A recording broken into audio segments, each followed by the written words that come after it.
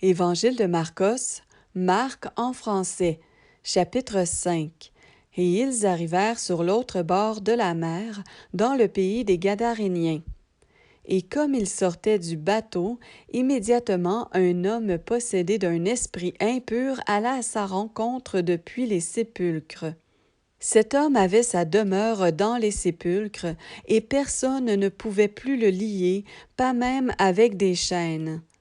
Car souvent il avait eu les fers aux pieds et avait été lié de chaînes, mais il avait rompu les chaînes et brisé les fers, et personne n'avait la force de le dompter. Et il était continuellement, nuit et jour, sur les montagnes et dans les sépulcres, criant et se mutilant avec des pierres. Mais ayant vu Yéhoshua de loin, il accourut et l'adora. Et criant à grande voix, il dit, « Qu'y a-t-il entre toi et moi, Yéhoshua, fils de l'Élohim Très-Haut? Je te conjure, au nom d'Élohim, de ne pas me tourmenter. » Car il lui disait, « Sors de cet homme, esprit impur. » Et il lui demanda, « Quel est ton nom? » Et il répondit et dit, « Légion est mon nom, parce que nous sommes beaucoup. » Et il le suppliait avec insistance de ne pas les envoyer hors de cette contrée. Or, il y avait là, vers les montagnes, un grand troupeau de pourceaux qui paissaient, et tous ces démons le suppliaient en disant, « Envoie-nous dans les pourceaux, afin que nous entrions en eux. » Et immédiatement Yéhoshua le leur permit.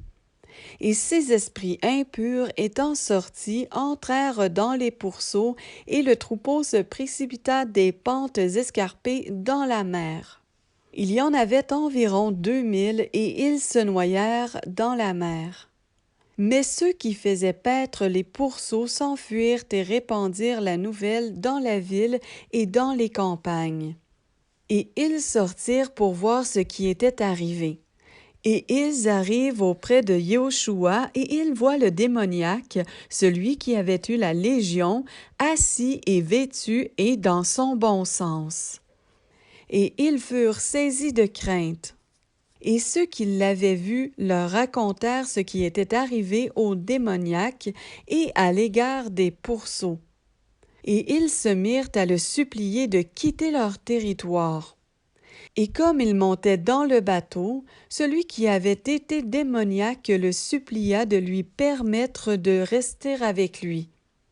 Mais Yéhoshua ne le lui permit pas, mais il lui dit, « Va dans ta maison, vers les tiens, et raconte-leur les grandes choses que le Seigneur a faites pour toi, et comment il a eu pitié de toi. » Et il s'en alla donc et se mit à publier dans la Décapole les grandes choses que Yéhoshua avait faites pour lui.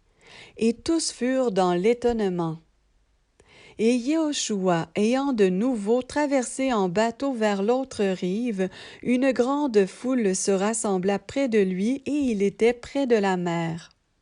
Et voici qu'un des chefs de la synagogue, du nom de Jaïr, arrive, et le voyant, tombe à ses pieds. Et il le suppliait beaucoup en disant, « Ma petite fille est à l'extrémité. Viens et impose-lui les mains pour qu'elle soit sauvée, et elle vivra. » Et il s'en alla avec lui. Et une grande foule le suivait, et on le pressait. Et il y avait une femme qui avait une perte de sang depuis 12 ans. Et elle avait beaucoup souffert du fait de nombreux médecins. Et elle avait gaspillé tout ce qu'elle possédait sans avoir éprouvé aucun soulagement, mais était allée plutôt en empirant. Ayant entendu parler de Yéhoshua, elle vint dans la foule par derrière et toucha son vêtement. Car elle se disait, « Même si je ne touche que ses vêtements, je serai sauvée. » Et immédiatement, la source de son sang se dessécha, et elle sut, dans son corps, qu'elle était guérie de ce fléau.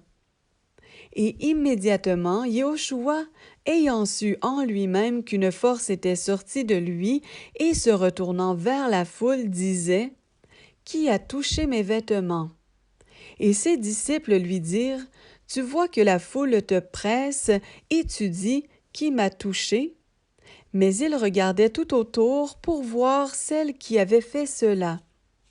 Mais la femme, effrayée et tremblante, sachant ce qui s'était passé en elle, vint et tomba devant lui et lui dit toute la vérité. Et il lui dit, « Ma fille, ta foi t'a sauvée. Va en paix et sois guérie de ton fléau. » Tandis qu'il parle encore, on vient de chez le chef de la synagogue en disant, « Ta fille est morte. Pourquoi importuner encore le docteur? » Mais aussitôt que Yéhoshua eut entendu cette parole, il dit au chef de la synagogue, « N'aie pas peur, crois seulement. » Et il ne permit à personne de le suivre, excepté Pétros, Jacob et Johanan, le frère de Jacob.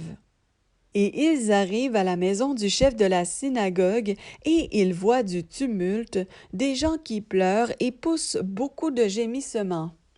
Et, étant entrés, il leur dit, « Pourquoi faites-vous tout ce bruit, et pourquoi pleurez-vous?